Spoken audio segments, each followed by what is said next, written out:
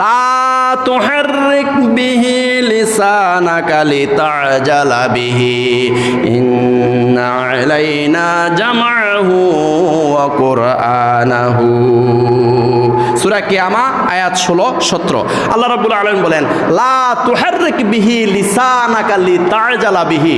ও নবী সাল্লাল্লাহু আলাইহি ওয়াসাল্লাম, এই কোরআন মুখস্থ করার জন্য, আপনি হিফজ করার জন্য, কোরআন আয়ত্ত করার জন্য এত কষ্ট করিয়েন না।